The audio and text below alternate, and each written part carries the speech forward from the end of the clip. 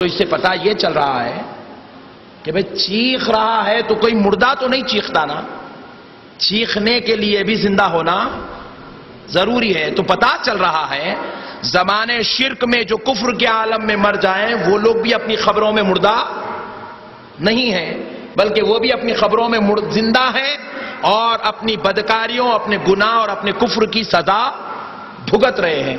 تو ذرا سوچنے والی بات ہے یہ لوگ مردہ کس کو کہتے ہیں؟ جبکہ اللہ کے حبیب صلی اللہ علیہ وسلم کا کلام پڑھ رہے ہیں تو پتا چل رہا ہے کہ جنتی لوگ بھی خبروں میں زندہ ہیں، گناہگار کفار و مشرکین بھی خبروں میں زندہ ہیں، اور وہاں ان کو جنت کی راحت پہنچائی جا رہی ہے خبروں میں، اور یہاں ان کو دوزخ کے عذابات دکھائے جا رہے ہیں اور خود خبروں میں عذاب دیا جا رہا ہے۔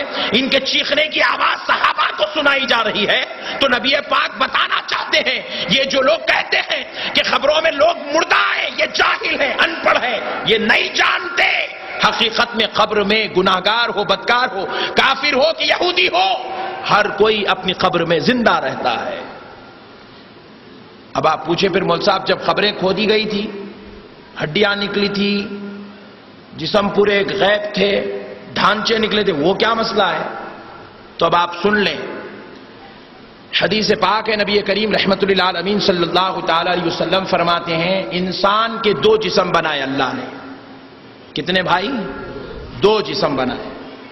یہ جو ہمارا جسم ہے یہ جسم کثیف ہے، اس کو کہتے ہیں جسم کثیف۔ اس بات کو یاد رکھیں، یہ بہت بڑا جامع مسئلہ ہے، یہ مسئلے نہیں معلوم ہے اس لیے لوگ بھٹکتے جاتے ہیں، گمراہ ہو جاتے ہیں۔ یہ ہمارا جسم جو ہے جسم کثیف ہے۔ ایک ہمارا اور ایک جسم ہے جس کو کہتے ہیں جسم لطیف۔ کیا کہتے ہیں ذرا بولیں؟ جسم لطیف کہتے ہیں۔ یہ جو جسم کثیف ہے، جسم کثیف کی علامت کیا ہوتی ہے؟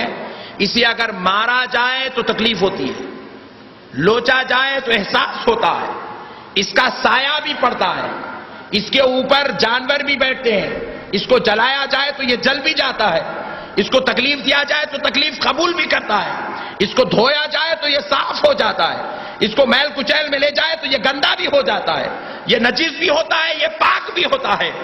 لیکن یہ جسم کثیف کی ساری علامات ہے۔ لیکن جو جسم لطیف ہوتا ہے وہ جسم لطیف جلانے پر جلتا بھی نہیں ہے، مارنے پر مار کا احساس بھی اس کو نہیں ہوتا ہے۔ اور پھر فرمایا گیا کہ جو جسم لطیف ہوتا ہے اس پہ مکھی بھی نہیں بیٹھتی، اسے مچھر بھی نہیں کاٹتا، اسے کوئی تکلیف بھی نہیں ہوتی اور اس کا سایہ بھی نہیں پڑتا۔ خدا کی قسم مصطفیٰ فرماتے ہیں اللہ نے ہر انسان کے لیے دو جسم بنائے، ایک جسم کثیف اور جسم لطیف۔ جسم کثیف دے کے پیدا کر دیا، مرنے کے بعد جسم کثیف کو خبر میں گلا دیا جاتا ہے اور روح نکال کر جسم لطیف میں ڈال دی جاتی ہے۔ اور مصطفیٰ ارشاد فرماتے ہیں میرے رب نے میرا جسم کثیف بنایا ہی نہیں ہے، میں صرف جسم لطیف کے ساتھ پیدا ہوا ہوں۔ اس لیے حضور فرماتے ہیں میں چلتا ہوں میرا سایہ نظر نہیں آتا، میں کھاتا ہوں میرے جسم سے بدبو نہیں آتی، مجھے پسینہ تو نکلتا ہے لیکن میرے پسینے میں بدبو نہیں ہوتی۔ پسینے میں بدبو جسم کثیف والوں کو آتی ہے، جسم لطیف والوں کو نہیں آتی۔ حضور فرماتے ہیں جو میرا ہو جائے میں توجہ کر دوں تو وہ بھی جسم لطیف والا ہو جاتا ہے، وہ بھی جسم لطیف والا ہو جاتا ہے۔ قربان جائے پیارے بزرگ اور دوستو، یہ ہمارے آقا علیہ الصلوۃ والسلام نے یہ علم دیا دنیا والوں کو، اسی علم کا نام اسلام ہے۔ تو اسی لیے وہ جو خبر میں ڈھانچے نکلتے ہیں، وہ جو خبروں میں چمڑے گلے ہوئے نکلتے ہیں، وہ جسم کثیف ہے جو یہیں پر جلا دیا جائے گا، جو یہیں پر مٹی میں ملا دیا جائے گا، جو یہیں پر تابوت میں سڑا دیا جائے گا۔ اسی لیے کافر اسے جلاتے ہیں، وہ جسم کثیف ہے۔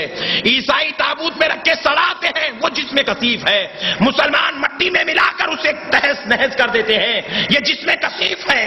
لیکن اللہ والے، اللہ کے وہ پیارے محبوب بندے جن کی زندگی اللہ میں گزر گئی، وہ جسم کثیف اللہ لیتا نہیں بلکہ اسی کو جسم لطیف بنا دیتا ہے۔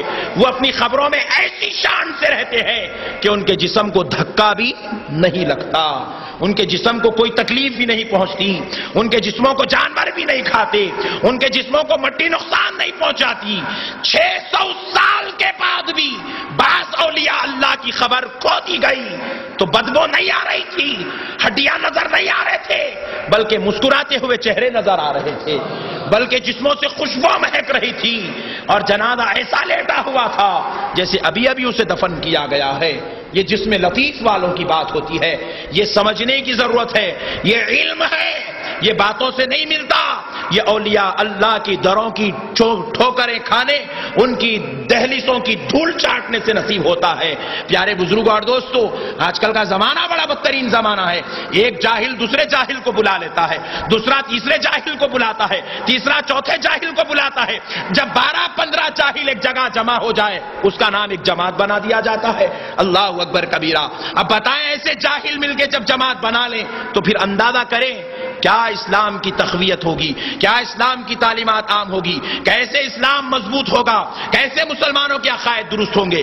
اس لیے میرے پیارے بھائیوں، اللہ اور اس کے رسول کا واسطہ، اب انشاءاللہ العزیز اس گفتگو کو ہم انشاءاللہ مختصر سے انداز میں آئندہ جمعہ بھی جاری رکھیں گے، کیونکہ وقت کافی ہو چکا ہے۔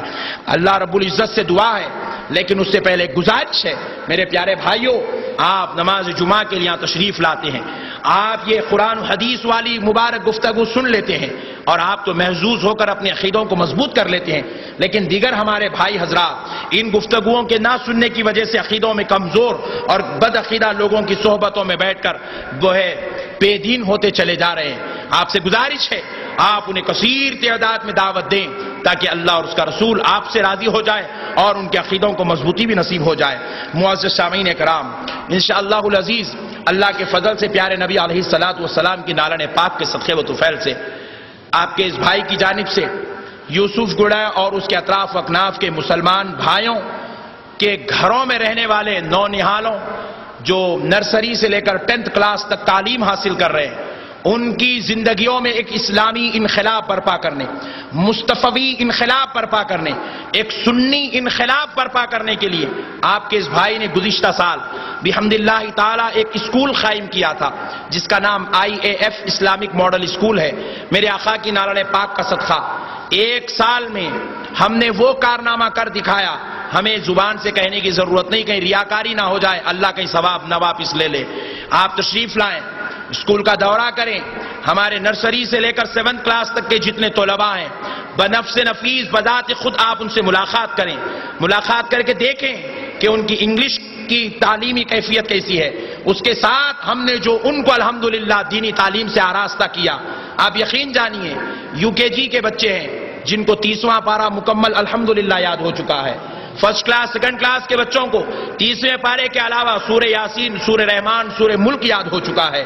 ہمارے ایک بھائی یہاں بیٹھے ہوئے ہیں جن کی لڑکی الحمدللہ رب العالمین اب تک 11 پاروں کے حافظ قرآن ہو چکی ہے۔ اللہ چاہا تو میرے آقا کے صدقے میں یہ سال ختم ہونے تک 14 یا 15 پاروں کے حافظ قرآن بن جائے گی۔ ایک بھائی ہے ان کا لڑکا حافظ قرآن بن کے آیا، آپ یقین جانیے 1 سال میں ہم نے اس کو تقریباً اتنا عالم کورس کرایا جتنا دینی مدرسوں کے بچوں کو کروایا جاتا ہے، ساتھ میں پھر اس کی پوری مکمل انگلش تعلیم SSC سلیبس بھی ہم کروا رہے ہیں، اسپوکن انگلش کا ماحول بنا رہے ہیں، پھر ساتھ میں کمپیوٹرز کی تعلیم دی جا رہی ہے، پھر ساتھ میں آداب و اخلاق نماز کی پابندی کا اہتمام کیا جا رہا ہے، مکمل دینی تربیت کی جا رہی ہے، صرف اس لیے کہ ہمارا مسلمان بچہ صرف دنیا دار بن کے نہ رہ جائے، دنیا داری کے ساتھ مصطفیٰ کی غلامی بھی اسے نصیب ہو جائے، دنیا داری کے ساتھ اللہ کی بندگی بھی اسے نصیب ہو جائے۔ بعض لوگ ایڈمیشن کے لیے آئے، 2-4 باتیں کیے، پھر اس کے بعد چلے گئے، لیکن میں ان سے گزارش کرتا ہوں کہ اب یہ بات کرنے کا وقت نہیں، یہ کچھ کرنے کا وقت ہے، اپنی اولاد کی زندگیوں کو بدلنے کا وقت ہے۔ آج دیگر اسکولز میں ہم دیکھتے ہیں 10th کلاس کی بچیاں، غیر مسلموں کے اسکول میں 10th کلاس کی بچیاں ہیں، اگر وہ شلوار پہن کے جاتی ہے تو اسے اسکول کے باہر کر دیا جاتا ہے۔